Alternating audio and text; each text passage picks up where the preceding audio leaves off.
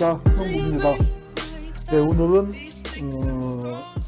지난번 강연을 조금 확대해서, 지난번에는 나경원 학생을 위한 특별 강좌였는데 역사인식이 좀 모자란 학생이 또 한 명이 늘었네요. 꼭 가르쳐줘야 할. 그래서 오늘은 황교안, 나경원을 위한 특별 강좌로 김원봉에 대해서 한번 알아보겠습니다. 약산 김원봉. 왜 이런 강좌를 준비하게 됐느냐. 문 대통령께서 현충일 기념사에서 국군의 발전 과정을 이야기하면서 김원봉이라는 이름 석자를 했더니 아주 세상에 박수를 뒤집혔어요. 추념사에서 언급하지 말아야 할 이름을 언급했다라고 얘기하는데 저는 언급하셔야 할 이름이었고 우리가 늘 기억해야 할 이름이라고 생각을 합니다. 나경원 선수도 또 현충일에 김원봉 언급이 부적절하다고 했는데 전에 질문을 드렸는데 그 역사 어디서 배우셨어요? 하고. 그런데 좀 역사를 좀 넓게 봐야지 말이야. 똑같은 사람들끼리 그 똑같은 수준에서 그렇게만 하면은 좀 곤란하지 않을까요?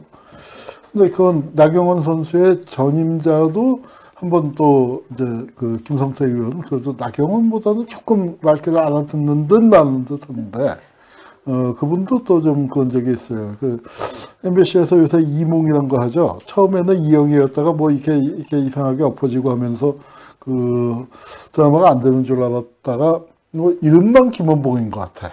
실제 김원봉은 아니고 김원봉이 주연이라고 하는데 뭐 이것저것 안 맞는 것 같아요. 근데 이제 이 MBC 이몽의 시비를 걸었던 건 아니고 KBS에서 김원봉을 주인공으로 한 드라마를 만들겠다. 그 얘기를 좀 거론했던 적이 있어요. 근데, 요새, 정말 제가 조금 아는데, KBS에서 포기를 한 게 돈이 없어서 포기를 했다고 해서, 참 잘 이해도 안 가고 납득도 안 가는데, 요새 지상파가 진짜 그런가 봐요. 지상파가. 다 유튜브 보고 넷플릭스 보고 그래갖고, 지상파가 김원봉을 찍으려면, 제대로 찍으려면 중국 가서 빵빵하게 해야 하는데 KBS가 지금 사정이 돈이 없대요. 그게 뭐 시청료가 몇십 년 동안 30년 동안 안 올랐으니까 한 7, 8년 그러니까 대한제국 때 봤던 시청료를 지금 해방해받고 있는 정도니까 KBS가 이제 그동안에 미운 게 많았지만 제대로 좀 해보려면은 조금 뭐 또 그다음에 이제 그 방송 환경이라는 게 뭐 변하니까 양승동 체제, 사장 체제가 돼서도 상당히 애를 먹는 것 같고, 김원봉 뿐만 아니라, 일제 시기를 배경으로 하는, KBS 같은 데서 대드라마도 좀 만들어야 하지 않느냐 하는 얘기를 해서 진지하게 검토하다가, 채산 문제 때문에, 꼭 김원봉이 아니어도 좋다. 일제시대, 저는 정정화 할머니, 많이들 보셨죠? 장강일기라는 아주 좋은 책이 있는데, 그 할머니 일대기든지 하여튼 독립운동사를 꼭 좀 했으면 좋겠다. 그렇게 얘기했는데, 그게 잘 안 된 것 같아요. 이제, 그랬던 시절 얘기입니다. 그래서, 김원봉을 갖고 하자. 이제 하는 걸 KBS에서 이게 어느 정도 반응이 나올까를 살짝 이제 좀 흘린다고나 할까요? 그렇게 해서 이제 살짝 기사가 나갔더니 김성태가 얘기를 했는데 김원봉이 과거 북남파 간첩단을 지휘해서 경제 혼란, 선거 방해 기도를 했던 분이다 라고 얘기를 했는데 아마 이 기사를 보고 한 것 같아요. 54년도에 뭐 어마어마하게 한 걸 만들었다고 했는데 또 제가 한 간첩 하지 않습니까? 보니까 이게 가짜 뉴스예요. 가짜 뉴스. 그러니까 형편없는 가짜 뉴스인데 뭐 그렇게 보고 했습니다. 뭐 요새 나오는 거는 또 뭐예요? 김원봉이 뭐 남침을 주도했다 하는데 진짜 나경원 대표가 그렇게 말씀하셨던데 진짜 나 대표님 그 역사 어디서 배우셨어요? 그 사료처 좀 가르쳐 주세요. 제가 대한민국에서 또 그래도 나름 한 사료 하는데 잘 모르겠습니다.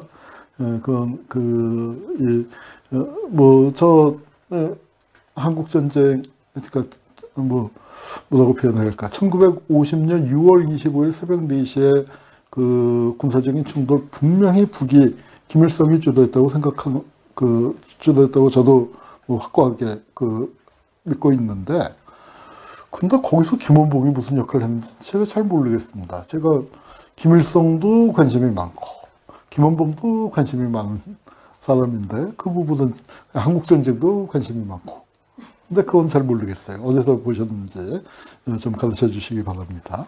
자, 근데 이 서훈에서 그 김원봉 이름을 거론한 게 김원봉 서훈하려고 하는 건 아니냐 하는데 서훈 얘기했을 때 또 이제 한번 또 웃기는 일이 있었죠.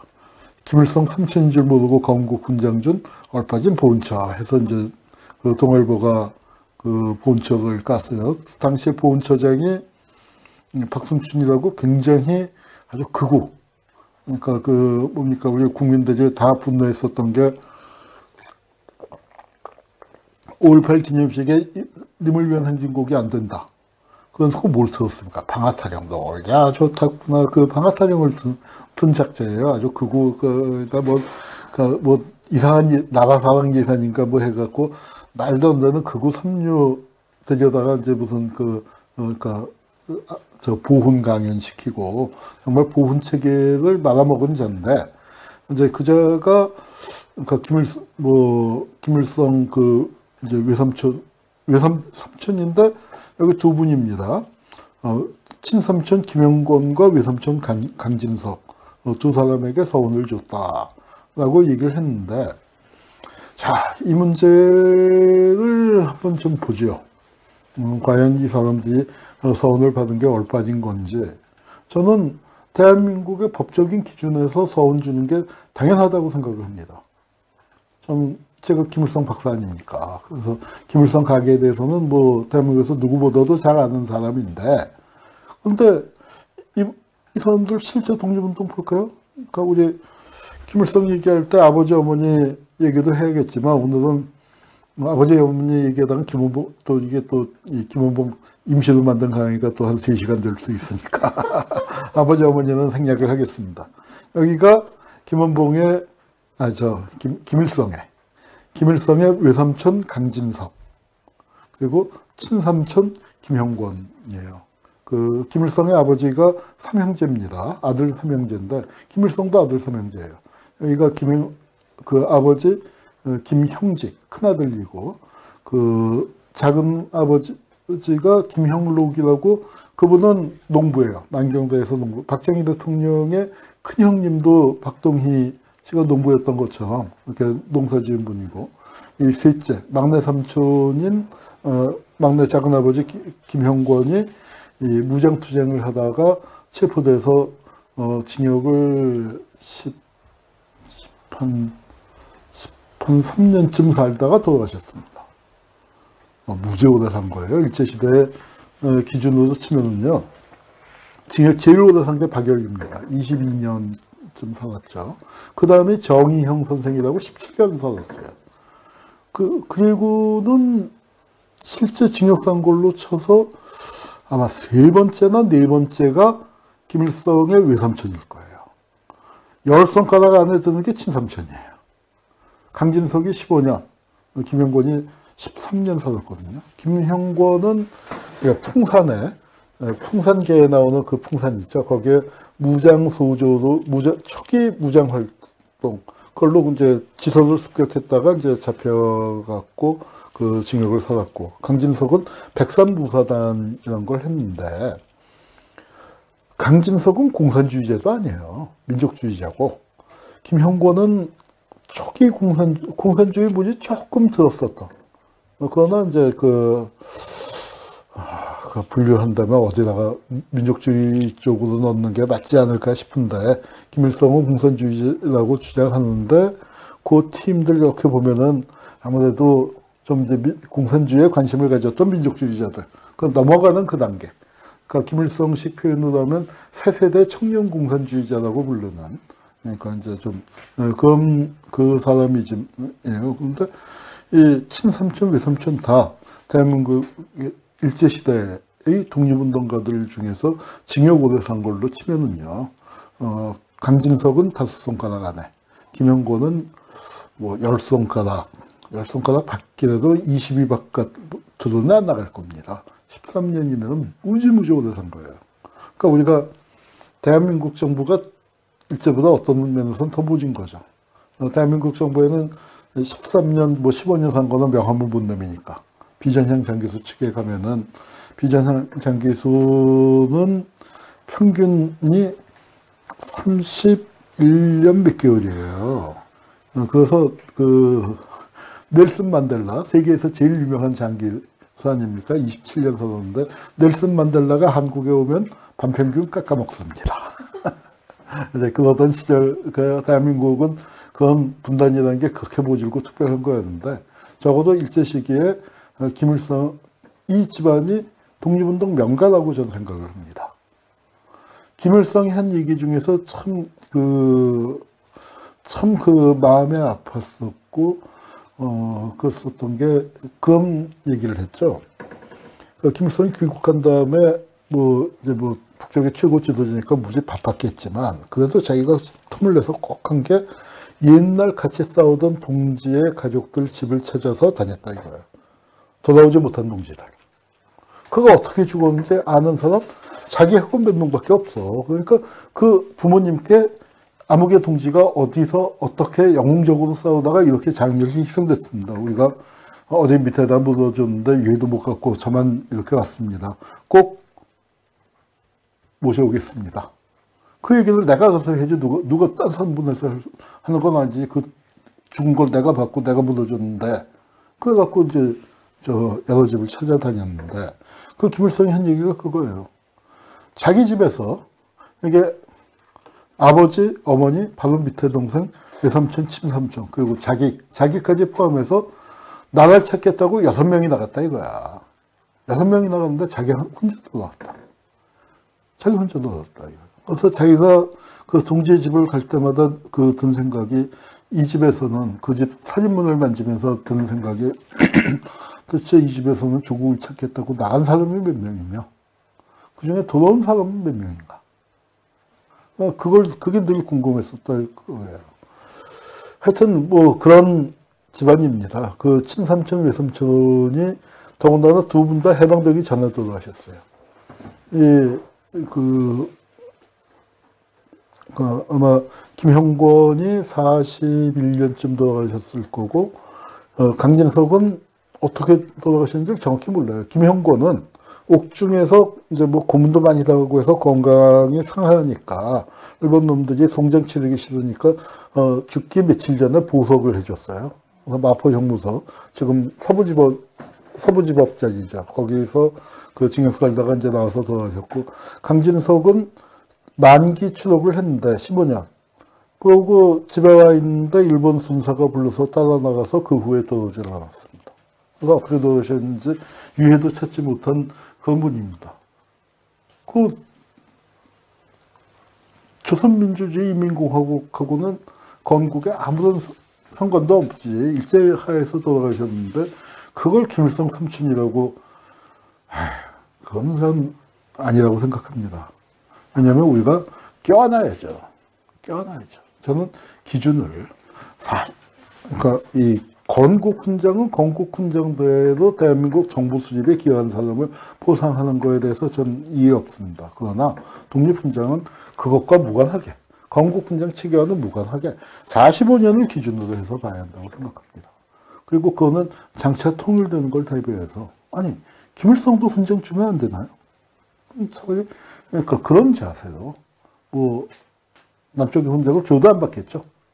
줘도 안 받겠지만 저는 그런 자세로, 더군다나 북에서 훈장을 주지 않은 사람들, 북에서 잊힌 사람들, 지워져 버린 사람들은 남쪽에서 챙겨야지 누가 챙기겠습니까? 근데 이제 조선일보에서는 김원봉 서훈은 통일 이후에나 검토할 일이다 이제 이러고 있는데, 저는 이걸 서훈을 하는 과정이 통일을 앞당기는 길이다 그렇게 생각을 합니다. 근데 문 대통령 한 말씀 하셨더니 별 말씀도 아니더라고요. 그냥 팩트 하나를 언급했지 김원봉 서훈 주자는 얘기도 안 했어요.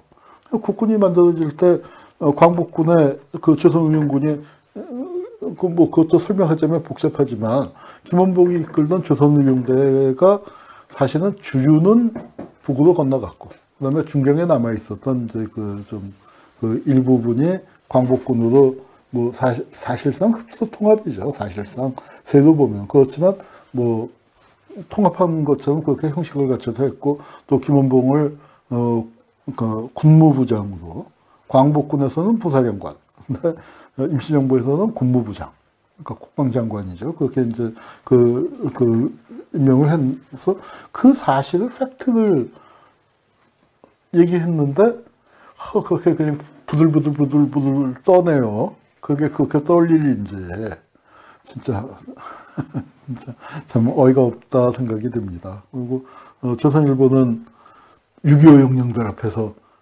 김원봉을 국군의 뿌리라고 칭송했다. 중앙일보는 애국화 통합의 현충이다. 김원봉이 왜 등장하나. 또 조선일보는 이런 6.25 영령 앞에서 김원봉 띄우기. 그래서 매일경제는 문희 김원봉 언급하며 광복 후 국군 창설 뿌리 논란. 그리고 4년 전에는 문 대통령이 4년 전이면 대통령 되기 전이죠. 영화 암살을 본 후에 김원봉의 최고 훈장을 바치고 싶다. 그런데 뭐 김무성이는 만세삼창 했더라고요. 그런데 지금은 기억이 안 난다. 좀 머리 편리해요.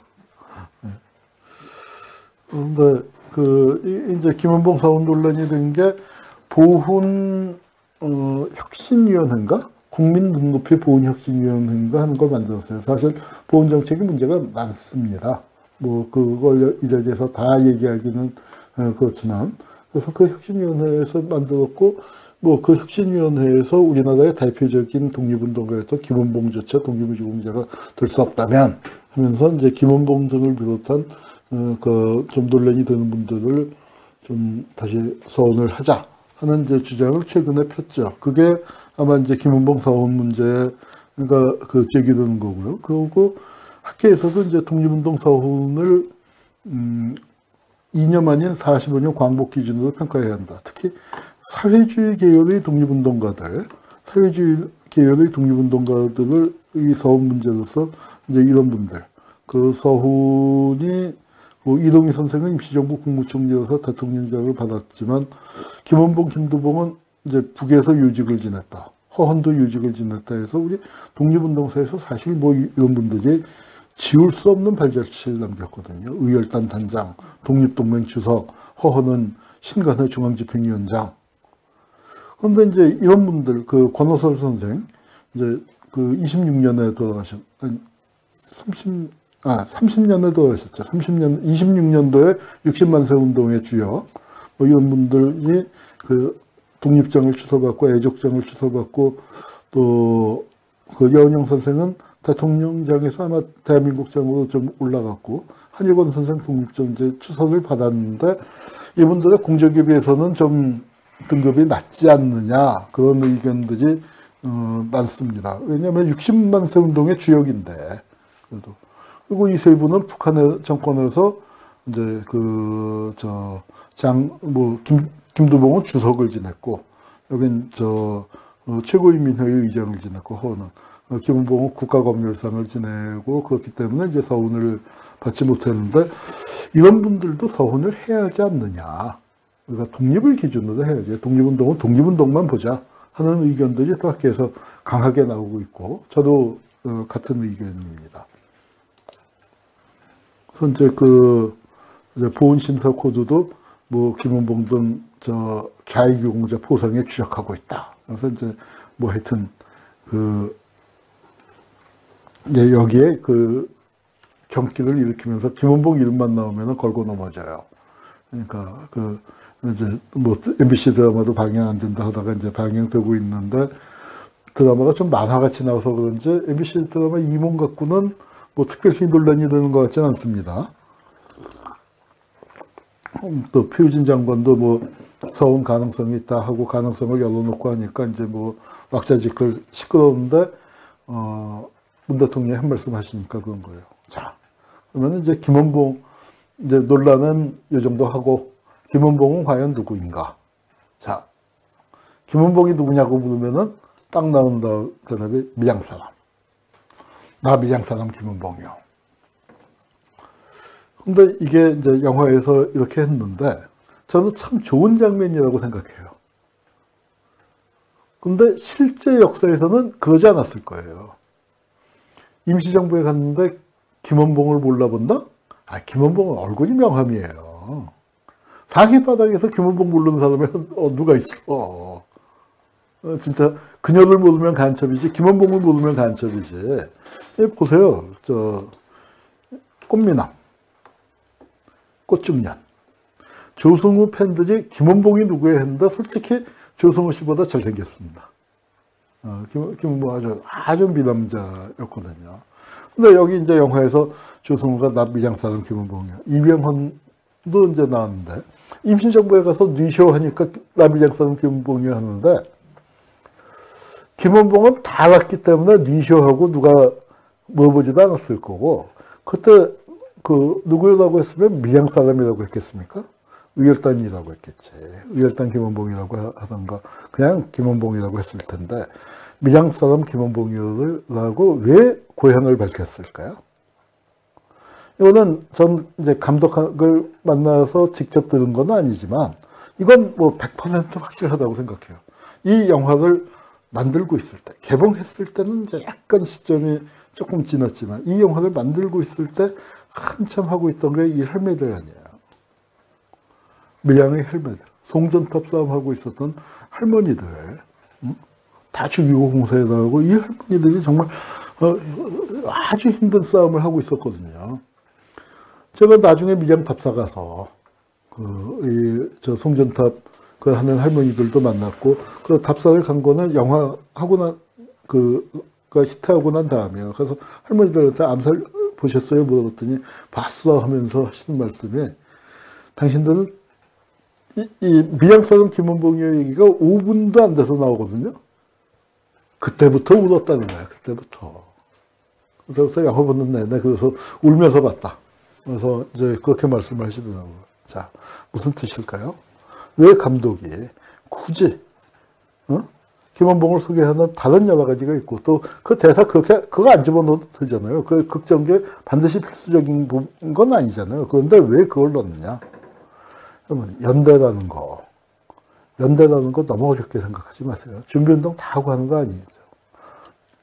그 사람들 눈 한 번 맞춰주고 이름 한 번 불러주고 손 한 번 잡아주는 게 연대입니다. 저는 그런 의미에서 이 밀양 사람 김원봉이라고 얘기하는 거 참 좋았어요. 이게 이제 의열단을 만드는데 올해가 임시정부 100주년이기도 하지만 의열단 100주년이기도 합니다. 아, 의열단 만든 사람들 몇 살이었을까요? 우리 김원봉 하면은 나이가 많았을 것 같지만 지금으로 치면은 대학교 1, 2학년들이 만든 겁니다. 18, 19, 20살. 우리 독립운동에 총선한 사람들 나이가 뭐 백범 김구 선생이나 김가진 선생이나 박은식 선생이나 뭐 이렇게 노인들만 있었던 거 아니에요. 노인들이 정말 드물고 10대들이 제일 많았습니다. 10대와 20대죠. 피가 끓는 그 나이들이 많았고 의열단도 그랬어요. 의열단 처음 만들었을 때 단원이 18명인가 뭐 20명인가 그 많지 않았습니다. 그런데 그 중에서 김원봉이 제일 나이가 어리든가 그래요. 요 사진을 구해갖고 일본 놈들이 문서에다가 이름 써놓은 거죠. 김원봉. 이거는 누구야? 좀 흑이네요. 그 밑에는 이 사진 안 찍힌 김익상. 조선총독부에 폭탄 던진 김익상. 여기 곽재기, 강세우, 김기득, 이성우 등등을 이제 그 사진에다가 누가 아는 사람 밀장이 찍어준 거죠. 그러니까 그래서 이제 찍어놓은 사진입니다. 근데 김원봉이 의열단에서 이제 호칭이 뭐냐면 의열단 하니까 단장이라고 했지만 단장이라고도 불렀을 수 있어요. 그런데 의열단 내에서의 정식 호칭은 의백입니다. 의백. 그 백자가 백부할 때 큰아버지라는 뜻이거든요. 그러니까 맏형을 백형이라고 하잖아요. 그러니까 의백인데 사실은 김원봉의 나이가 제일 어리든가 두 번째로 어리든가 그래요. 김원봉의 나이가 어립니다. 그런데 명칭이 의백이라고 하니까 재밌잖아요. 무슨 뜻이냐? 그건 저는 김일성도 그랬다고 생각해요. 김원봉이나 김일성이나 격이 다른 사람이었던 것 같아요. 그러니까 평범한 사람들하고는. 뭐냐면은 진짜 대장감이 있죠. 김일성도 처음에는 그 이북 영화들 이제 초기 영화의 김일성 아주 젊었을 때 나오는 거 김일성의 호칭이 한별 동지예요. 한별. 그러니까 한자로 쓰면 한일자의 별성자. 근데 우리가 알고 있는 건 날일자의 이룰성자 아니에요. 한별 처음엔 별로 했는데 스타. 이건 별이 아니야. 선이야, 선. 태양이야. 그래갖고 이제 아마 그 일성이라는 음은 그대로 두고 한자를 바꿔서 불렀는데 김일성도 보면은 자기보다 6, 7년 위에 그 형벌 되는 사람들하고 같이 활동하는데 김일성이 대장하거든요. 근데 김원봉도 의백익으로 추대가 돼요. 왜냐면 김원봉이 그 의열단에 모인 청년들이 누굽니까? 다 폭탄 던지는 사람들 아니에요. 얌전한 범생일까요? 정말 뭐 옛날식으로 얘기하면 사나이, 아주 사나운 사나이들이죠. 근데 그 사나운 사나이들이 어떻게 생각했냐면 가서 폭탄 던지는 건 우리들 다 할 수 있어. 그런데 우리 같이 사나운 놈들을 같이 끌고 한 방향으로 가는 건 그건 원봉이야. 제일 나이가 어리지만 김원봉을 의백으로 추대한 거예요. 그리고 의열단 강령, 급하게 준비하다 보니까 강령을 냈네요. 거기 보면은 단에서 부르면은 무조건 간다예요.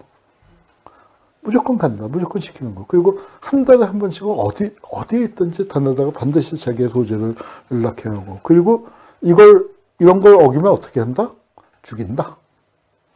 처살한다. 어떤 자료에는 좀 오자가 나서 그 한자도 쓰면 처자가 학살할 때 학자하고 좀 비슷해서 학살한다라고 돼 있는 글도 좀 있는데 그거는 오자고 처살한답니다. 처살한다.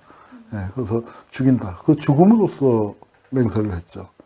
이 의열단이 이제 조금 처음에 폭탄만 던지는 거 갖고 안 돼. 우리도 좀 뭔가 정신이 있어야 돼. 그걸 하면서 조선혁명선언을 만드는데 이건 뭐 잘 아시는 바와 같이 그 신채호 선생이 쓴 거죠. 조선혁명선언, 의열단 선언이라고 합니다. 부절하는 폭력과 태도. 멋있죠. 영화에서 여기 딱 보면은 저건들 우리 안에 있다. 여기 보면은 의열단원만 찍은 게 아니네요. 이게 사진 보니까 이거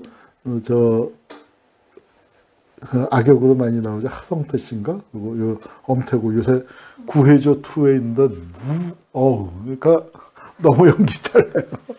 악역으로 나오는데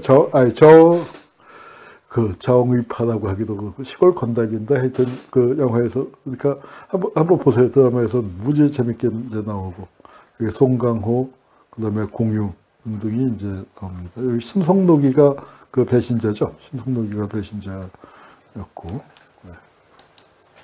오늘 의열단 사람들이 해방 후에 찍은 사진입니다. 살아서 돌아온 의열단이 이렇게 많았는데 그 폭탄 던지는 정신은 어디 갔을까요? 저는 가끔씩 생각해요. 의열단이 있다면, 김원봉이 살아있다면 어디부터 폭탄 던졌을까? 네. 우리 황교안 대표님, 나경원 원내대표님, 역사 공부 제대로 하세요. 김원봉이 어디다 폭탄 던졌을까요? 그래서 싫어하는구나. 그래서 김원봉 이름만 나오면 경계하는구나. 김원봉 같은 사람이 진짜 우리가 말로만 김원봉, 의열단, 안중근 내세우지 말고 안중근처럼 삽시다. 의열단들처럼 삽시다. 그러면 우리 사회에 이상한 놈들 많이 없어지지 않을까요? 자, 이 김원봉에 대한 책으로 제일 먼저 나온 게 해방 직후에 나온 게 약산과 의열단 이 책입니다. 저는 이 표지가 있는 책이 어디 있는데 지금 못 찾겠네요. 표지가 떨어져서 그러니까 표지를 갖다 붙인 약산과 의열단인데 저자가 누군가요? 여기 안 보이죠? 요거 새로 나온 거를 딱 보시면은 박태원이라고 되어 있어요. 박태원이 누구죠? 이분의 외손자가 요새 아주 핫합니다. 자, 누구예요? 박태원의 헤어스타일이 좀 꺼벙한데 누군지 아시겠죠? 바로 기생충의 봉준호 감독입니다. 봉준호 감독이 바로 박태원. 근데 박태원은 월북했어요.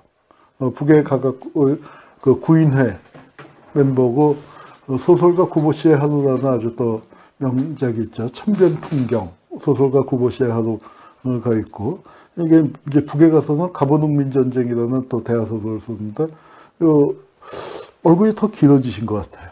그러니까 이 북에 있는 가족이고 아마 뭐 그 가족을 일부를 이제 한국에 두고 남쪽에 두고 월북을 하셔서 북에서는 이제 아주 그 큰 소설가로 대접을 받았는데 그 외손자는 남쪽에서 또 세계적인 거장으로 우리 해서 그러니까 할아버지가 소식 들으셨으면 상당히 뿌듯하셨을 텐데 저는 그래서 이걸 생각할 때 이 약산과 의열단을 박태원 선생이 했으니까 우리 봉준호 감독이 언제 의열단 얘기를 한번 좀 풀어주면은 참 좋지 않을까.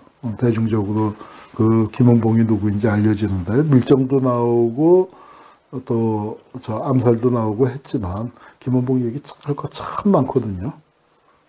왜? 우리나라에서 독립운동을 제일 세게, 제일 오랫동안 한 분인데 1919년부터 해방될 때까지 한시도 쉬지 않고 독립운동을 했던 사람 몇 명 안 되죠. 김일성보다 출발이 빠르잖아요. 김일성도 굉장히 열심히 했지만 김일성은 데뷔가 늦었고 3.1운동 직후부터 이제 백범 선생은 더 오래됐고 이제 한 세대 위니까 그렇지만 적어도 그 1900년경에 태어난 사람들 중에서 약산처럼 그 독립운동 세게 오랫동안 한 분이 누가 있습니까? 그러니까 이제 김원봉도 서훈을 못한다면 말이 안 되지 않느냐 그 얘기가 나오는 거죠.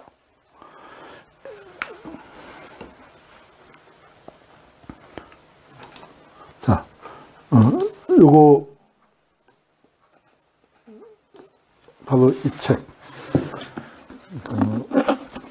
김산의 아리랑, 송 오브 아리랑, 아직 란이에요.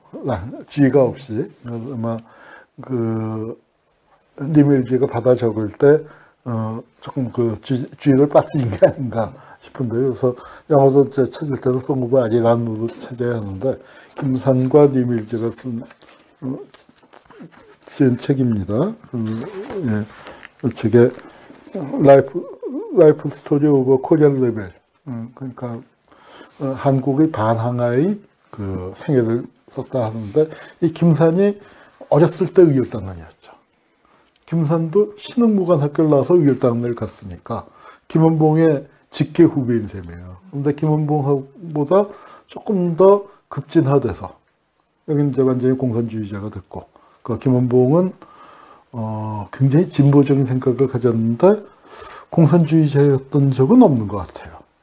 저도 독립동맹을 갖고 석사 논문 쓰고 뭐 해서 김원봉과 김원봉을 따랐던 사람들 얘기를 갖고 이제 늘 찾아보고 했는데 앞만 봐도 김원봉은 공산주의자는 아닙니다. 민족주의자예요. 강력한 진보적 민족주의자고 행동파 민족주의자고 정말 행동. 그런데 이 김산이 김원봉에 대한 평을 한 걸 보면은 참 그러니까 우리가 흔히 생각하는 행동파하고는 달라요. 고전적 유형의 테러리스트로서 냉정하고 두려움을 모르며 개인주의적인 사람이었다. 거의 말이 없었고 웃는 법이 없었으며 도서관에서 독서를 하며 시간을 보냈다. 책을 많이 읽었단 말이에요. 일본 관원은 그에 관한 자료를 산더미처럼 쌓아두고 그를 체포하려고 혈안이 되어 있었다.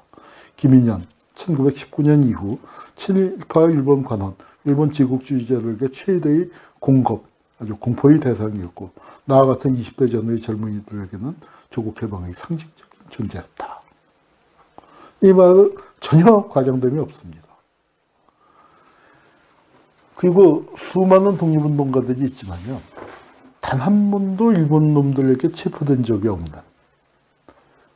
그런 독립운동가가 없죠. 김일성도 일본 놈한테는 체포되지 않았지만 중국 관원한테 체포되고 소련 가서도 또 그 감옥에도 갇히고 고생도 하고 그랬었죠. 백범 선생도 또 일본 놈들한테 온갖 곤욕을 다 겪고. 그런데 김원봉만 그렇게 갇힌 적이 없어요. 자, 이 장면 기억하시죠? 다들 이 장면. 해방이 됐는데 청년들은 야 집에 가자 집에 가자.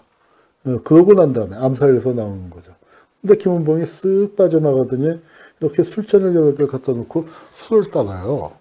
최주봉, 그다음에 누구야, 나석주, 김상옥, 이제 이름을 부르면서 술을 따르는데 백범 선생이 쓱 들어오시더니 눈치를 채신 거죠. 아, 해방이 됐는데 기뻐하기보다는 죽은 동지를 생각하는구나. 그 동지들이 다 사실은 김원봉의 형이거든요. 김원봉의 명령을 내려서 죽을 때도 보냈지만 김원봉이 형이에요. 김원봉은 형들을 생각하는 거고 백범 선생이 이렇게 따르는 거 보고 내가 더 미안하지. 그래, 독립운동 오래 했으니까 더 많은 사람을 죽을 곳으로 밀어놓고 자기들은 살아서 해방을 보니까. 그러니까 이제 참 명장면입니다. 단 한 번도 체포된 적이 없었던 전설적인 독립운동가. 근데 이제 지금 인터넷에서 찾아보면은 좀 근거를 알 수 없는 얘기들이 좀 이제 돌아다녀요. 그게 신화의 특징이죠. 이게 신화의 특징인데 뭐냐면은 300억대의 현상금을 걸었다 하는데 그거는 본 적이 없어요, 제가. 그래서 혹시 이제 제가 김원봉이나 독립동맹 의열단 그쪽을 추적했던 건 한참 전이니까 80년대나 90년대 초반에 봤으니까 그 후에 새로 발굴된 자료들이 저는 이제 그 후에 김일성 쪽을 하고 그다음에 현대사 해방 이후로 이제 와서 중앙정보부 보고 간첩 사건 보고 이제 그런 거 보고 있으니까 내가 모르던 자료가 그 후에 발굴된 게 있나 하고 또 이 김원봉과 의열단만 전문으로 하는 이제 선생님들이 몇 명 있죠. 그 동학들한테 물어봤는데 다들 그래서 인터넷에서 돌아다니면서 자기한테도 물어보는 사람이 여러 있는데 본 적이 없다는 거죠. 그러니까 그거는 아마 과장된 거고 그러니까 이제 백범 선생이 자기 이제 백범 일지에다가 당신한테 걸린 현상금이 60만 원이라고 썼는데 김원봉이 더 많았다. 그러니까 60만 원보다 많으면 얼마? 그렇게 해서 그러니까 근거 없는 수치, 족보 없는 숫자가 돌아다니는 겁니다. 그 숫자가 중요한 건 아니죠. 정말로 김원봉은 김산이 얘기한 것처럼 일본 제국주의와 친일파에겐 공포의 대상이었고 젊은이들에겐 우상이었던 그런 분입니다. 그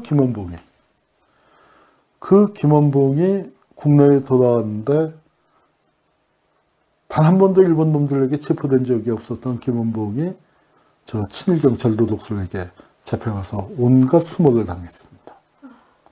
전해진 말로는 이제 꽁꽁 묶어갖고 와서 뒤에서 탁 치면은 무릎인데 탁 치면은 푹 꼬꾸라질 수밖에 없잖아요. 무릎 꿇려놓고서 탁 어깨 누르고 무릎 꿇려놓고서 뺨 때리고 얼굴에다 침 뱉고 그 자존심 강한 김원봉으로서는 상상도 할 수 없는 노릇이죠. 김원봉이 살아서 밀양 사람 김원봉이 고향에 돌아왔거든요. 그리고 거기에 중경에서 돌아가신 그 부인 박채정 여사를 유해를 들고 와서 또 안장하고 이제 그렇습니다. 그런데 김원봉이 온다는 소문을 듣고 사람들이 어찌나 많이 몰렸는지 집에 몇 킬로 바깥이 되는 2, 3킬로 바깥에서부터는 사람이 많이 모여서 차가 갈 수가 없어서 내려서 걸어갔다는 정말 몇만 인파가 모여서 김원봉을 보고 환호를 했는데 그 김원봉이 친일 경찰한테 잡혀갔잖아요.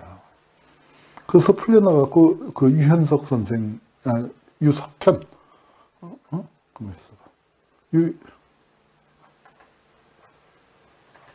유석현, 유현석은 변호사고 유석현 선생이라고 그분은 나중에 민정당 발기인을 했죠.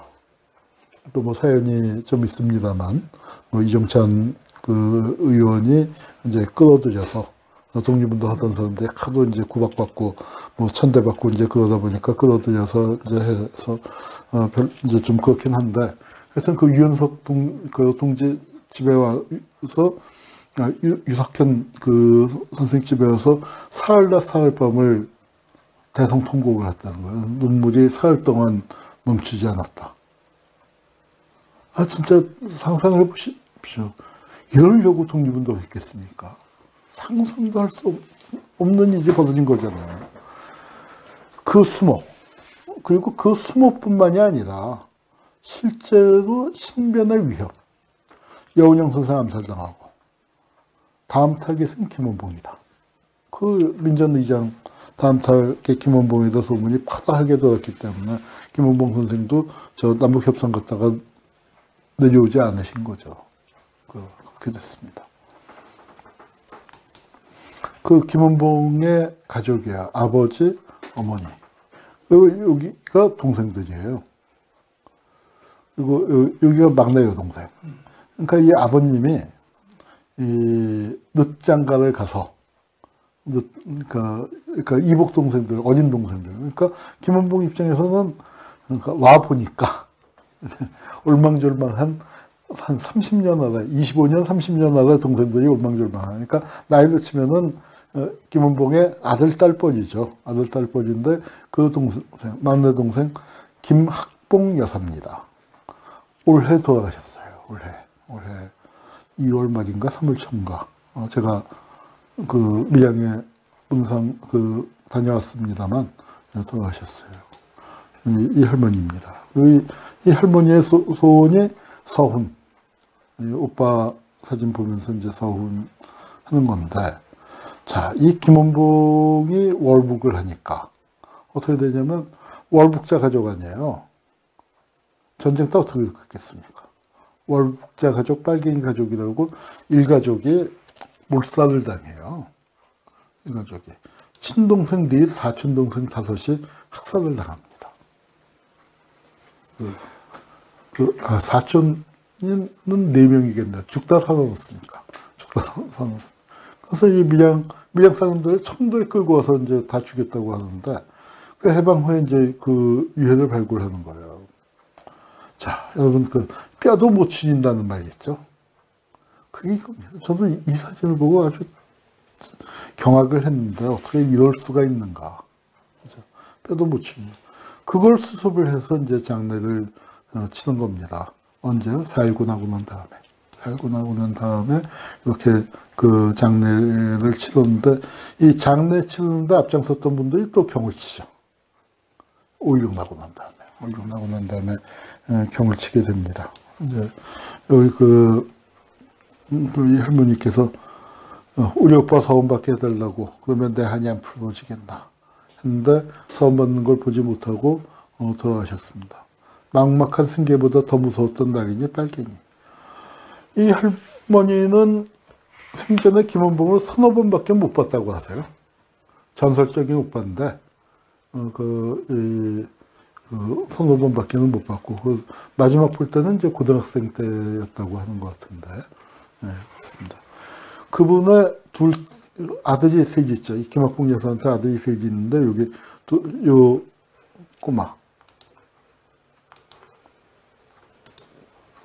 꼬마가 바로 여기 이제 김태영 회장님이에요. 지금 미국에 계신데 뭐 제가 형님으로 모시나 저보다 2살 위인가?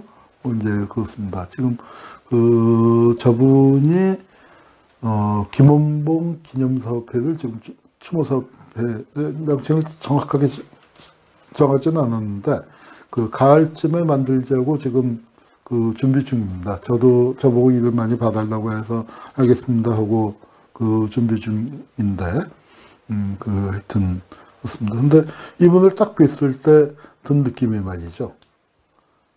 이게 딱 보면은, 진짜 이 안경을 끼고 있어서 그런데, 입인데만, 이렇게 가리면 김원봉이랑 똑같다 하는 인상을 받았어요. 입인데만 딱 가리면은. 아마 입은 친탁을 하신 모양이고, 근데 이분이 참 고생을 많이 했어요. 그러니까 어머니 이 빨갱이 이런 것 때문에 하여튼 어머님이 교사 생활도 하고 하셨는데 하여튼 뭐 여러 가지 사정이 있어서 한동안 고아원에서 자랐다는 거예요. 근데 김원봉 조카면은 성격이 어떻겠습니까? 그 뭐 만만치 않았겠어요? 그래서 고아원을 어렸을 때 이제 하여튼 10살, 11살 고 남짓할 때 국민학교 5학년 때라고 했나? 그 고아원을 탈출하다가 붙잡혀서 형들한테 맞았는데 600대를 맞았다는 거예요. 에이, 600대 어떻게 맞아요? 그랬더니, 아니야, 한 교수. 뺨 양쪽 100대씩. 그 다음에 엉덩이 100대, 허벅지 100대, 종아리 100대. 종아리가 아니고, 엉덩이 100대, 그 다음에 그 허벅지 100대, 그 다음에 손바닥 100대, 손톱 100대. 그럼 100대, 600대 나와요. 그거 이제 놀랐었는데, 참 그렇게 그 고생을 하고, 그러다가 이제, 그래서 하신 말씀이, 자기는 솔직히 자기 외삼촌 싫대. 너무 고생했다 이거야. 그렇게 맞아가면서. 그리고 이제 그 친할머니가 키워주시는데, 우리 친할머니는 그 김원봉이 이제 사돈이죠, 사돈. 그러니까 며느리의 친정 오빠니까. 그렇게 싫어한대. 그러니까 자기 싫어하는 거 비교 안 되고. 그래서 왜 그러냐 했더니, 민간인 학살 중에서 대살이라는 게 있어요. 대살. 대신 죽이는 거. 그 제주 4.3 사건 얘기할 때 했는데, 그러니까 이 김태용 회장님의 아버님, 김학봉 여사의 남편이 이제 김원봉의 매부니까 그 매부를 죽이러 갔는데, 이건 꼭 대살이라기보다는 착오로 그 형제분이 똑같이 생겼었나 봐. 그러니까 그 큰아들을 이 아버지라고 생각하고 죽였다는 거예요. 그래서 자기 큰아버지는 그 며느리 잘못 들인 바람에 자기 아들 죽었다고. 이제 그렇게 해서 그 어머니도 굉장히 고생하고 이제 그런 사연이 있고 그래서 싫다는 거야. 그런데 애국자지 않소. 이런 애국자가 어디 있었냐. 그래서 자기가 하여튼 그래도 이제 사업에서 좀 성공하셔서 추모 사업을 하시겠다고. 여태까지도 좀 이제 장학 사업 같은 것도 해오고 뭐 여러 가지 일들을 하셨는데 이제 김원봉 이름으로 좀 체계적으로 해봅시다 해서 알겠습니다. 뭐 제가 같이 해보겠습니다. 이제 그러고 준비하고 있는데 이렇게 이제 서훈 논란 같은 게 터졌어요. 저희는 서훈이 될 수 있으면 좋은데 현실적으로 불가능하다고 생각해요. 왜냐면은 지금 자유한국당 그 벽을 넘는 게 쉽지는 않아요. 그래서 큰 차원에서는 체계 자체를 지금의 보훈 시스템하고는 달리 독립운동자 서훈 체계를 새롭게 만들면서 45년을 기준으로 삼자. 그렇게 한다면 김원봉이 특등으로 첫 손가락에 꼽히는 분이 되겠지만 현재처럼 이렇게 돼 있는 상황에서는 좀 어렵지 않을까 생각을 하면서 그러면서도 기념사업이라는 게 서훈만 갖고 되는 건 아니잖아요. 여러 가지 좋은 방법이 있으니까 서훈 이해의 방법으로 우리 김원봉을 널리 알려봅시다. 그래서 지금 여러 가지 이제 구상 중에 있습니다. 구상 중에 있는데 이 서훈 논란이 먼저 벌어지니까 이걸 이제 정면 돌파를 해야 하나, 같이 돌파를 해야 하나 아니면 그러니까 다른 분들이 싸워주시고 기념사업회, 추모사업회는 추모사업회대로 이제 다른 활동을 하는 게 맞나 지금 이제 고민 중입니다.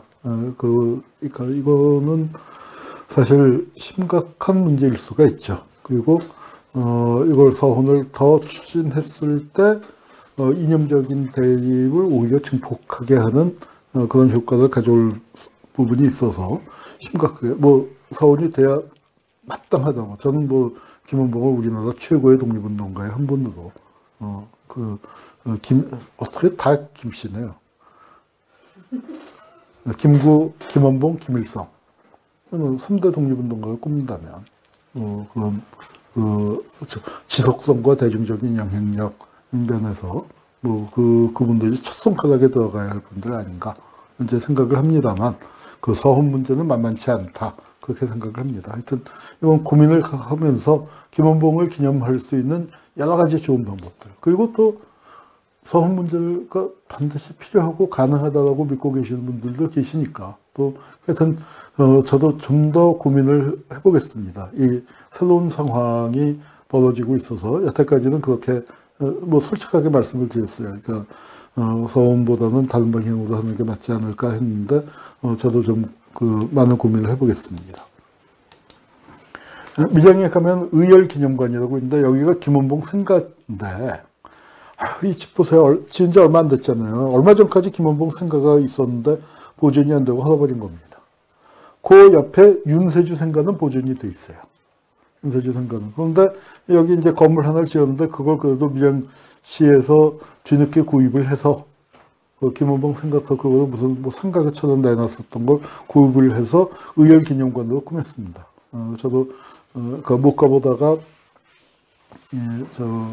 그 여동생 되시는 김학봉 여사님 그 문상 갔다가 거기 한번 봐야지 하고 저 김태형 회장님이 이제 거기 갔다 오라고 해서 그 안내해 주셔서 이제 갔다 왔습니다. 김원봉 호가 약산이죠. 아까 약산과 일단 책 있었잖아요. 근데 약산인데 그 호를 고모부가 지어줬어요. 황상규 선생이라고 뒤에 어제 사진이 나올 겁니다. 황상규 선생이 지어주셨는데 그 혼자 지은 게 아니에요. 그 친구 셋이 가서 지었습니다.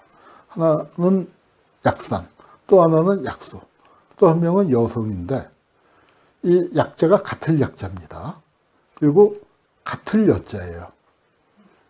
그러니까 이건 뭐예요? 약산, 약수, 여성. 풀었으면 산같이, 물같이, 별같이입니다. 산같이, 물같이, 별같이. 이름 죽이죠. 그런데 산같이, 물같이, 별같이인데 이름만 죽이는 건 아니에요. 산같이는, 김약산은 조선 최고의 실천파 독립운동가가 됐죠. 뭐 말이 필요 없죠. 물같이. 이분은 이제 김원봉하고는 조금 다른 길을 걸었는데 국내에서 활동을 했습니다. 근데 조선 최고의 조직운동가가 됐어요. 그래서 조선공산당 조직부장. 공산당 하면 조직 아니에요. 근데 거기서 조직부장. 나중에는 이제 이분이 우파로 전향을 합니다. 근데 한민당 조직부장. 그러니까 좌파에서도 최고, 우파에서도 최고의 조직가예요. 국회 부의장이 됐다가 엊그제 우리 현충일이 무슨 날입니까? 반민특위 습격당한 날 아니에요. 친일파 이놈들이 반민특위를 습격하기 위해서 정지 작업을 한 게 국회 프락치 사건이 일으켰잖아요. 왜냐하면 반민특위를 치면 국회가 가만히 있지 않을 테니까. 그래서 국회를 먼저 쳤는데 그 국회 프락치 사건에 수개로 몰린 게 김약수입니다. 그래서 감옥에 있었다가 이북에서 풀어줬어요. 한국전쟁 때. 내려서 풀어줬어요. 그러다가 후퇴할 때 선생님 여기 계시면은 이승만한테 죽습니다. 하고 북으로 모셔갔어요. 그래서 여긴 어디냐면은 밀양 옆에 그 부산에서 조금 더 올라가면 멸치하고 미역만이 나는 기장 있죠. 기장뿐이에요. 기장뿐인데 올라갔어요. 북으로 갔어요. 그 다음에 여기 이여성. 여기 이제 김약수 젊은 시절이고, 이 조선공산당 사건 때는 이렇게 잡혀 들어갔다가 위독한 상태까지 빠졌었다가 그래도 살아남았는데, 여기 보면은 이게 국회 프락치 사건 기보도예요. 그리고 국회 프락치 사건에서 김약수 드디어 피체 그렇게 나오죠. 그 다음에 이여성 선생은 누구냐? 여운형 선생의 최측근이었어요. 여운형 선생의 측근으로 조선인민당에서 활동을 했는데 이분이 이 그림 혹시 아시나요? 푸르노스 자화상이라고 미술사에서 대단히 중요한 작품입니다.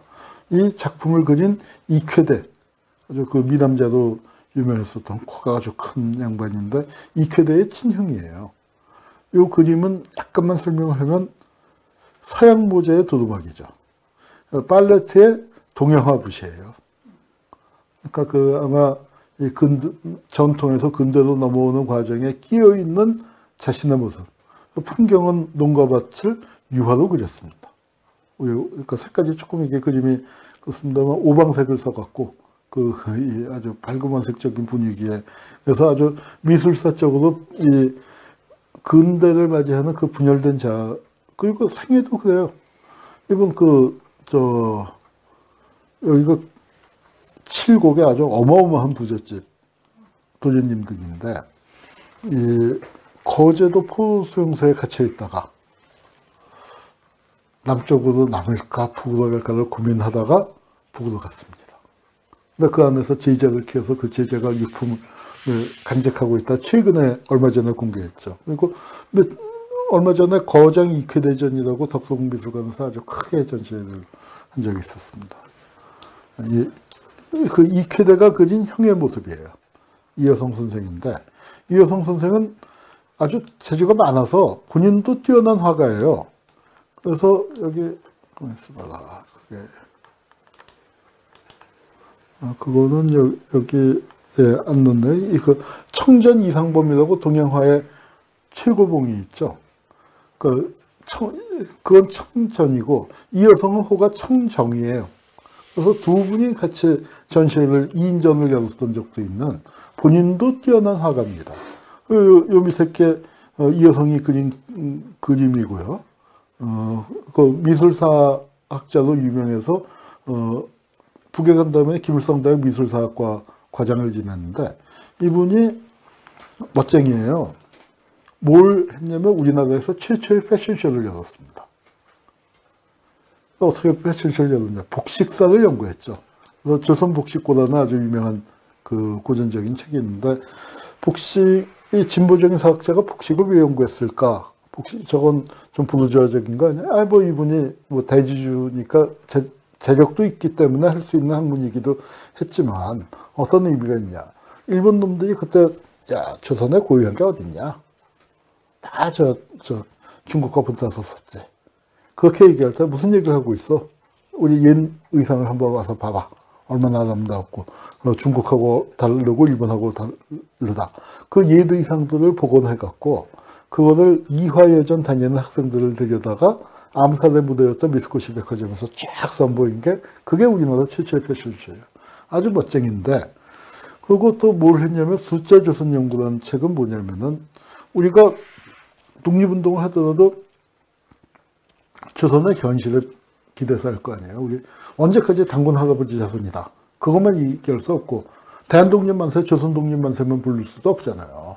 그러니까 우리 현실을 분석해야 하는데 지금처럼 통계 구하기가 쉽지 않을 때였으니까 이분이 신문사 조사부에 근무하면서 자기 처남인가 매부인가 그 숫자 김세용이라는 분하고 같이 숫자 조선연구라는 책을 6권을 냈는데 이게 그 당시에 독립운동가들 또는 그 비판적 사회자들이 아주 필독서로 옆에다가 끼고서 우리 현실을 분석할 때 했었던 그런 책입니다. 그런데 이렇게 다재다능했던 분인데 이분 왜 북으로 갔냐? 여운형 암살당하니까. 여운형이 최측근으로 활동하다가 절망을 하고 북으로 왔어요. 여러분 이제 이 암살이 히트했을 때 또 나왔었던 영화 있죠. 베테랑. 거기 최고의 명대사가 뭡니까? 유아인은 어이가 없네고. 황정민은 우리가 돈이 없지 가오가 없냐. 근데 어때요? 이 형들. 산같이 물같이 별같이. 가오 죽이잖아요. 가오 죽이잖아요. 근데 우리 젊은이들은 왜 가오가 없을까요? 이 형들은 뭐가 없었을까요? 돈? 김약수도 넉넉한 집 아들이에요. 이 여성은 아주 큰 만석군 대지주 아들이고 자기 쓸 돈들은 있었어요. 이 사람들은 나라가 없었죠. 이분들. 나라는 없었지만 가오는 죽지 않았어. 근데 왜 우리 젊은이들은 나라가 있는데 가오가 죽었을까? 산같이 물같이 별같이 살자던 형들이 친일파들 등살에 못 살고 다 북으로 갔잖아요. 근데 여기는 그러다 보니까 산도 없고 물도 없고 별도 없고 이런 대륙형 인간들이 다 사라지고 산도 없고 물도 없고 별도 없이 70년 지나니까 그 삭막한 게 헬조선이 된 것 같네요. 자, 그러니까 김원봉이 국내로 보냈었던 폭탄 많이 던졌던 형들입니다. 박재혁, 부산경찰서 그 폭탄 사건, 최경학. 바로 이게 최주봉이에요. 그러니까 김원봉이 처음에 최주봉 해서 나도 최주봉이 누구지 하고 영화 볼 때 헷갈렸어요. 근데 보니까, 아, 최경학이 최주봉이구나. 뭐, 이제, 했는데, 이분, 시신을 미양으로 왔더니 시신을 맞이하러 나갔던, 호송했던 사람들이 또 감옥에 다 붙잡혀 들려간 적도 있었고, 사형 언도를 받았는데 아주 태연하게 웃으면서,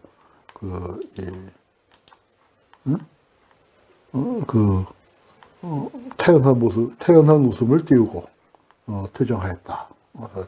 그래서 이제 사형을 당하셨고요. 그 다음에 김익상. 여기 조선총독부 폭파. 조선총독부에도 폭탄을 던지고 안 잡히고 갔어요. 그러다가 이제 어떻게 알게 됐냐면 이거 송 오브 아리랑에 바로 김산의 아리랑에 나오는 오성윤과 함께 폭탄을 던졌었던 김익상. 다나카 기이치가 왔을 때 그걸 저격하려고 했었던 그 김익상이 바로 그래서 나가사키 형무소에 이제 잡혀갔다가 거기서 풀려났다가 돌아가셨어요. 의문의 죽음을 당했고. 또 김상옥. 여기는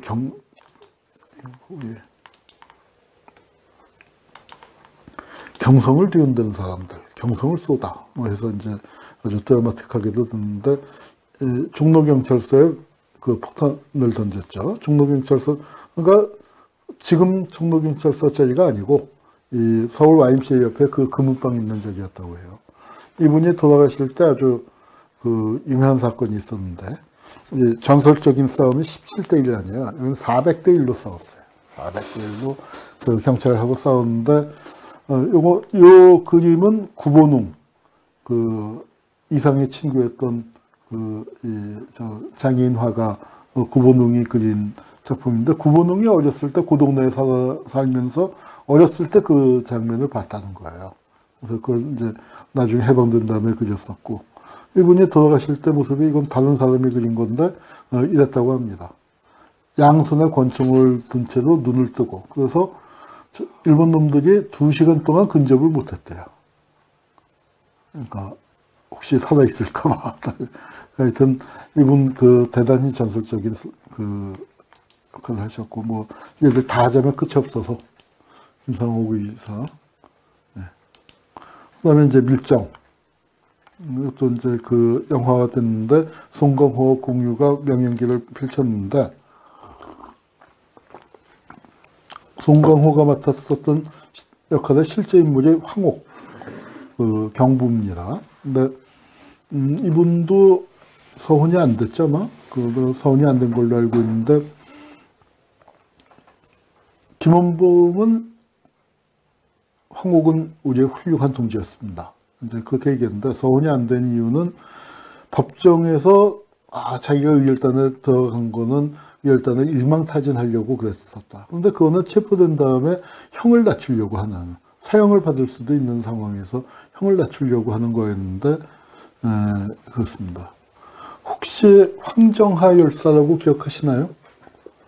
제가 황정하 열사 사진을 준비한다면서 잊어버렸네. 80 몇 년도인가? 83년도인가?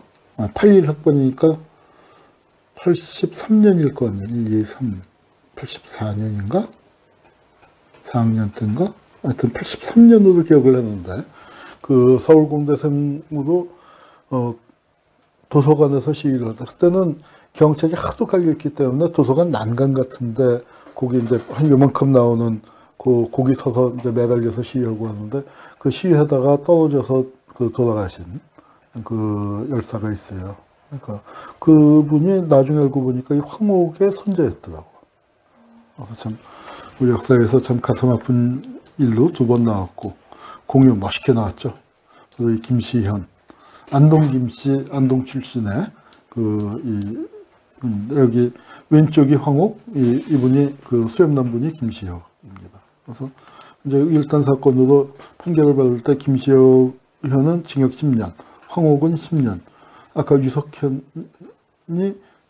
징역 8년, 그리고 유시태란 분이 징역 7년을 받았는데, 요 시자 돌림은 유시민이하고 같은 시자죠. 즉 하회 유씨, 풍산 유씨인데 하회 마을에 있는 서해 유성룡 자손이에요. 근데 이분은 재밌는 게 있습니다. 이게 이승만 암살 사건인데요. 아니, 어떻게 이 총을 들이대는 이 장면이 찍혔을까요? 이거 어떻게 찍혔을까요? 1번 우연의 일치, 2번 기다리고 있었다. 네, 기다리고 있었습니다. 이 총은 망가진 총이었대요. 총을 준 거는 그 악질 김창룡, 우리나라 최악의 그 보안사령관이었던, 최악의 보안사령관은 전두환인가? 김창룡이. 어떤 놈이 더 나쁜 놈인지 저도 헷갈리네요. 언제 한번 우리 순위 한번 매겨봤으면 좋겠네요. 그 김창룡이가 꾸민 거예요. 뭐냐면은 부산정치파동이라고 해서 계엄령 내리고 이제 헌법 뜯어고치고 하는 그걸 할 때 계엄령을 내줄 핑계로 이승만 암살 사건을 조작을 한 거죠. 근데 이승만이 독재를 하니까 이 의열단 출신의 영감님들이, 그러니까 언제요? 그러니까 52년이니까 한 거의 30년 전에 이제 이렇게 암살 테러 했었던 그 영감님들이 다시 모의를 한 겁니다. 김시현은 그때 국회의원이었어요. 그래서 이제 이승만 가까이, 단상 가까이 갈 수 있었고, 실행은 김시태가 하기로 하고, 김시태한테 총을 줬는데 저 총은 고장난 총. 총알은 딱 한 발 줬으니까 연습 사격을 해볼 수가 없었죠. 그리고 이제 그걸 기다리고 있다가 이제 딱 사진 찍으면서 이렇게 바로 체포한 거죠. 체포한 거고, 그다음에 이게 김창룡이고, 유시태가 선생이 돌아가셨을 때 75세의 나이로 돌아가셨는데, 이 사진의 원본이 요 ROK의 CIC, 즉 방첩대 가 만든, 특무대가 만든 그 사진집에 있습니다. 이 사진집을 제가 소장하고 있습니다. 반환법 행자를 하면서 반환법 행위 관련 자료를 모으면서 저거는 거액을 주고 샀습니다. 원고료 받은 걸 탈탈 털어갖고 그 거액을 주고 샀는데, 바로 이 사진의 원본이, 이 사진은 없고 이 사진 원본이 저한테 있습니다. 지금 좀 깊이도 갖고 안 꺼냈는데, 언제 한번 그러니까 소장품 전시회를 유튜브에서 한번 해도 재밌을 것 같다 생각이 드네요. 그다음에 이제 황옥, 신채호 선생입니다. 신채호 선생이고, 신채호 선생이 말년에 돌아가시기 전이고, 그 의열단 선언을 함께 쓴 유자명 선생입니다. 이분이 오른쪽이 유자명 선생, 왼쪽이 신채호 선생의 말년인데 머리가 많이 벗겨지셨어요. 우리가 흔히 하는 건 이 모습이죠. 그다음에 이제 그 의열단이 분화하는데, 의열단을 흔히 무정부주의로 알고 있지만 그 안에 여러 갈래가 있었어요. 그러니까 실천을 중심으로 모였기 때문에 이념적인 스펙트럼이 좀 다양했습니다. 그런데 이제 해보니까 너무 피해가 컸다 이거예요. 우리 입장에서는 성공한 사건들만 기록으로 남았잖아요. 그런데 이걸 준비하는 과정에서는 너무 희생이 컸다. 이렇게 해서, 그러니까 부절하는 테러로 한 놈 한 놈 이제 다 죽여나가자 이제 했는데, 의병도 그렇고 이 의열투쟁도 그렇고 우리 쪽 희생이 너무 크니까 이거는 이렇게 해서는 안 되겠다. 뭔가 다른 방법이 필요하다는 모색 속에서 아나키즘도 받아들이고, 또 일부는 공산주의도 받아들이고, 근데 또 당내에서 공산주의와 아나볼 논쟁이라고 해서 공산주의와 볼셰비키 간에 또 논쟁도 있고, 그러면서 이제 또 하나는 이거 이렇게 해서는 안 되겠다. 우리가 군관 학교를 가자. 그래서 개인 테러가 아니라 조직적인 무장 활동으로, 처음에는 언제 군대를 만들어서 하느냐, 이렇게 닥치는 대로 늘뛰는 대로 던지고 찌르고 쏘고 죽이고 이제 그렇게 하려고 했었는데, 그게 아닌가벼 하면서 이제 황포군관학교를 가는 거죠. 그 사연은 바로 이 송 오브 아리랑에 이 책에 잘 나와 있습니다. 그래서 황포군관학교 이제 김선이 들어가게 되죠. 사진이 바뀌었지만 김지성, 그리고 나석주 열사인데, 마지막 나석주 의사의 의거가 이제 마지막인데, 마지막 의거는 2탕을 뛰었어요, 하루에. 동척과 식사는. 그리고 이분은 이제 이 거사를 하기에 앞서서 그 거사, 이제 국내에는 단독으로 잠입을 했고, 그러면은 이걸 내가 했다는 걸 어떻게 알릴까? 왜냐면 자기는 싸우다가 죽을 거고, 그 다음에 몸에 유서를 지니고 있어봤자 일본 놈들이 공개 안 할 거 아니에요. 그래서 어떻게 했냐면, 자기임을 증명하는, 자기 소개와 거사의 동기와 자기임을 입증할 수 있는 그런 증거자료, 사진 같은 걸 넣어서 신문사에 보냈습니다. 근데 이제 그때는 우편이 천천히 갈 때인데 우편 배달부가 빨리 보낸 거야. 그래서 신문사에서 뜯어봤는데 웬 이상한 놈이 장난을 쳤나? 그렇게 하고 그냥 던져놨는데 한 두어 시간 있은 후에 꽝꽝꽝꽝꽝 해갖고 놀랬다는 겁니다. 이게 아주 재밌는 그 사건이었는데 하여튼 그래서 하여튼 이제 세상을 뒤흔들었는데 이게 의열단의 마지막 테러고 그 다음부터는 조직적 군사 활동으로 넘어가서 바로 여기 이 김산의 이 아기랑에 나오는 광동 분기에서 의열단원들 또 간도에서 온 청년들이 수백 명이 희생이 되죠. 수백 명이 희생이 되는 아픔을 겪었고, 근데 그러면서 이제 재건하는 데선 공산주의, 아마 김원봉 일생에서 가장 공산주의에 근접했던 시기가 이 광동꼬민을 겪고 난 다음에 3차 조선공산당의 책임비서였던 안광천이라는 사람이 그러니까 중국으로 망명하면서 레닌주의 정치학교라는 걸 같이 만들었어요. 그 시기가 이제 김원봉이 가장 좌경화된 시기였다가 그러다가 다시 안광천하고 손을 끊고 한인 군관학교를 만드는데 그거는 이 흥포군관학교를 나오면서 누구하고 친해졌냐면 중국인 동창생들이 생기는데 그 동창생들이 다 중국 국민당 내에서 요직으로 진출하게 되죠. 특히 우리도 치면은 보안사 기무사 같은데 또 국방부의 어떤 그 비밀공작 담당 부서에 배치가 됐는데 조선 사람으로서 김원봉이 동창생 김원봉이 있으니까 그쪽에다 적극적인 지원을 해줘서 그런 지원이 김원봉의 영향력의 어떤 그 배경이 되는 거죠.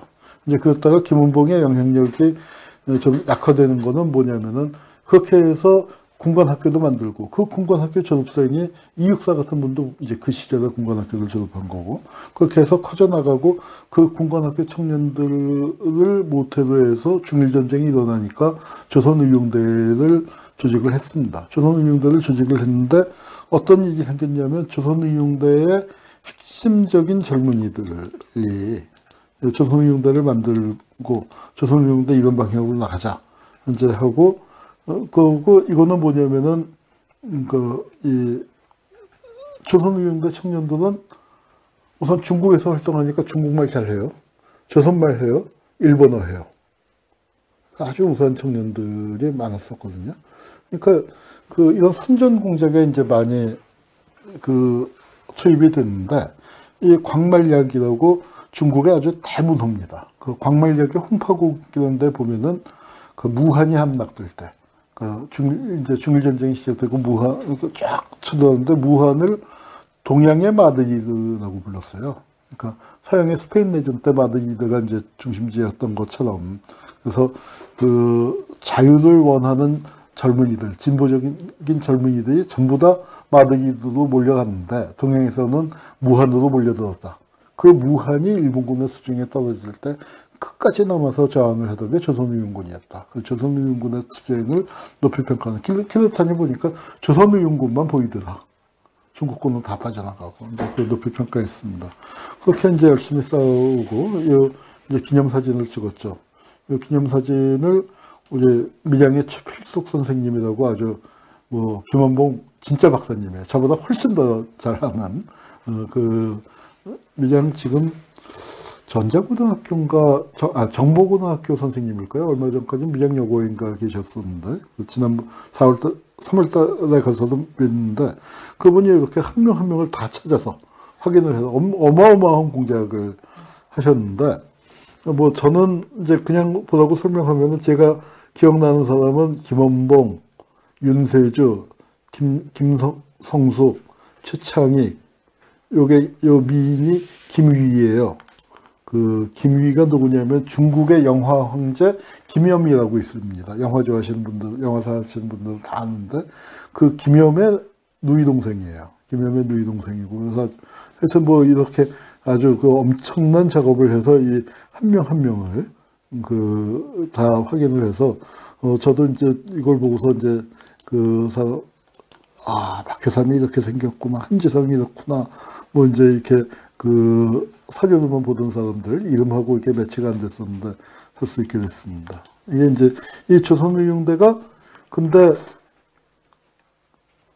낙양쯤에서 태양산으로 가버리잖아요. 뭐냐면 여기는 요 아래쪽, 여기 요 태양산의 아래쪽은 그 낙양 여기까지는 중국 국민당 지역인데 태양산 있는 데는 일본군하고 그 접점이 돼서 싸우고 있는 지역인데 중국 공산당 지역인데 조선의용대를 기껏 중국 국민당이 지원을 해놨더니 중국 공산당 지역으로 가봐야했단 말이야. 그 과정이 100% 저도 파악이 안 되는 게 김원봉이 그때 어떤 위치였냐. 김원봉이 내부에서 많이 몰렸습니다. 왜냐하면 김원봉의 기질이나 투쟁 방향으로 보면은 전선에 나가서 싸우는 게 맞는데 그리고 그거자고 조선의용대를 만든 건데 돈줄은 국민당이었단 말이야. 그 갈등이 있는 거죠. 그 돈을 누가 주느냐에 따라서 그 활동이 정해지는 거거든요. 우리 반환법도 그래서 정부 돈 안 받으려고 하는 거예요. 정부 돈 잘못 받으면은 우리가 하고 그건 운영은 편하지만 하고 싶은 걸 못 할 수가 있어요.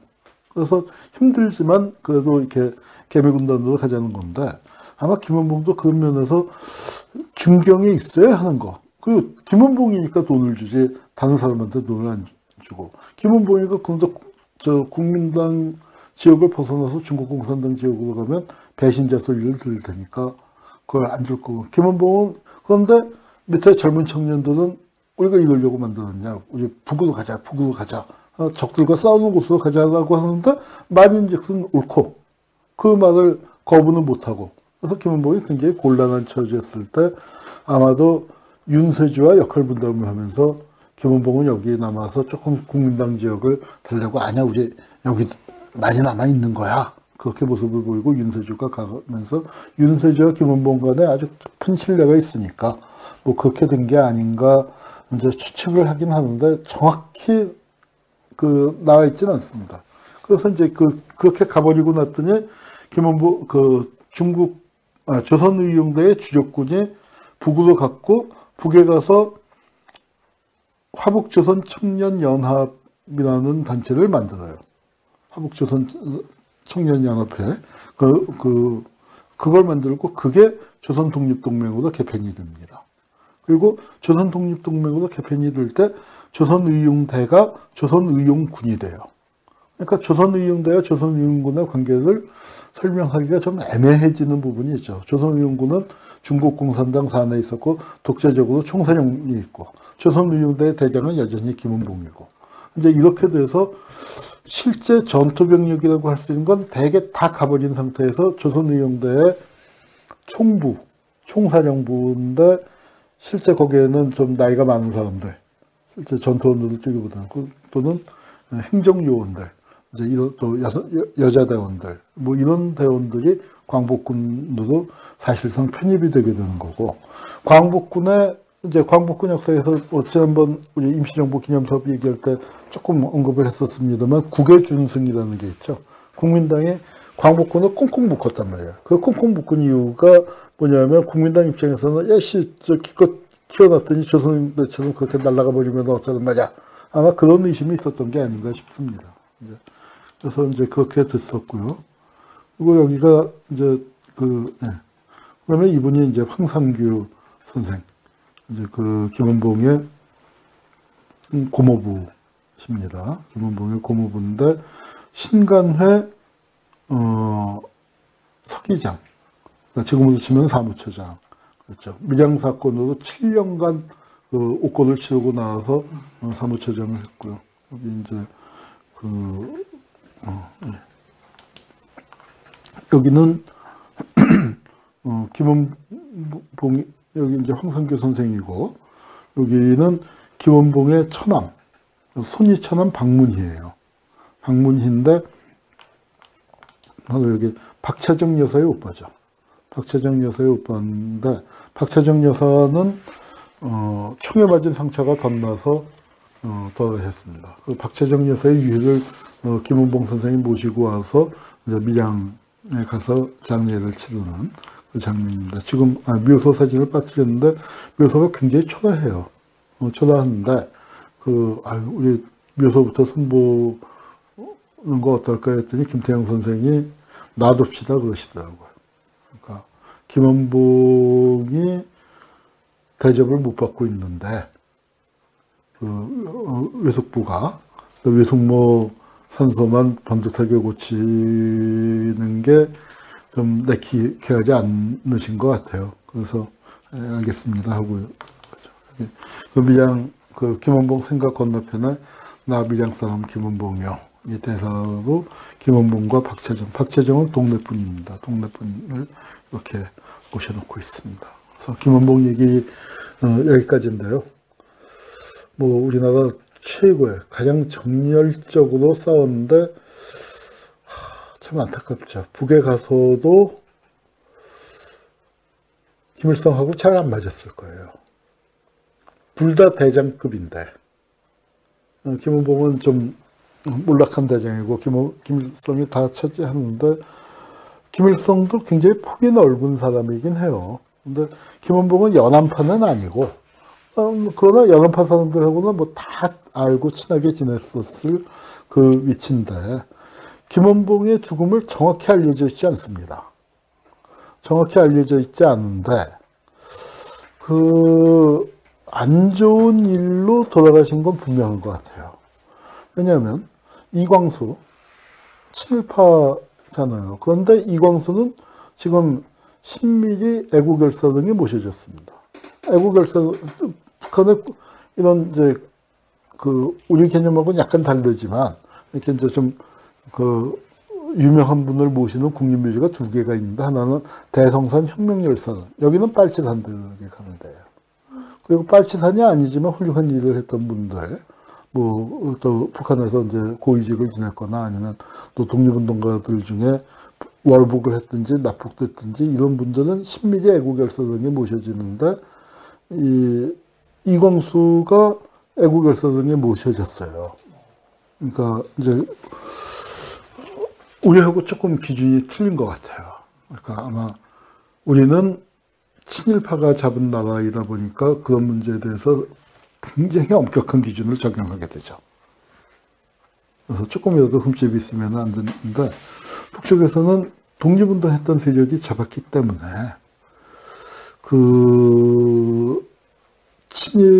그리고 그 다음에 한국은 그렇잖아요. 친일이 뭐가 나빠 하는 분위기가 있잖아요. 근데 북쪽에서는 친일이 나쁜 걸로 그건 뭐 확실하게 그게 돼 있으니까 이광수 같은 사람에게 조금 여유를 베푼 게 아닌가. 어쨌거나 애국열사분이 모셔져 있는데 근데 김원봉은 없어요. 그걸 보면은 뭔가 이게 자살을 했는지 사형을 당했는지 뭐 사고로 돌아가셨는지 모르지만 굉장히 안 좋은 상태에서 북에서 공개적으로 김원봉의 숙청 이유나 처형 이유나 사망 경위를 밝힌 적은 없습니다. 그래서 김태형 선생도 백방으로 알아봤지만 잘 모르겠다.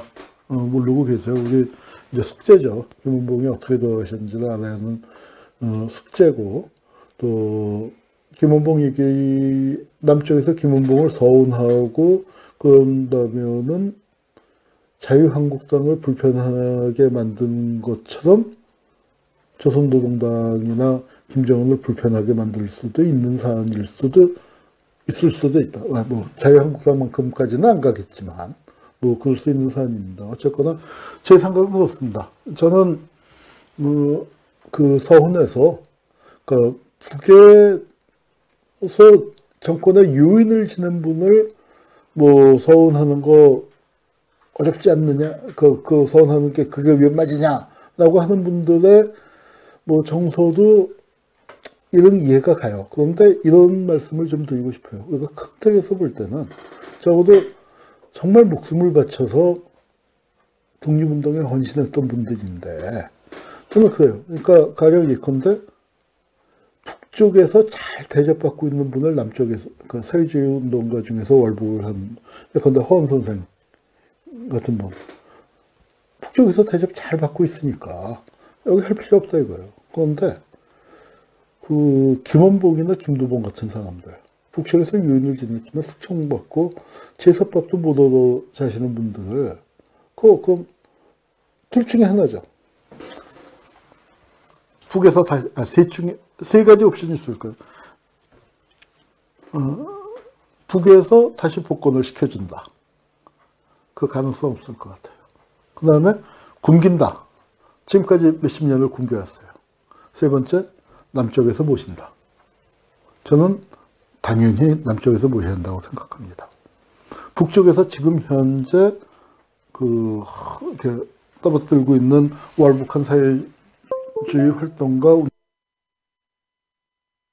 들을 남쪽에서 하는 건 정서적으로 문제가 있을 수 있다고 생각해요. 제가 허헌 선생을 전 훌륭한 독립운동가라고 존경은 하지만 허헌을 대한민국의 독립유공자로 서원합시다 얘기는 안 하겠습니다.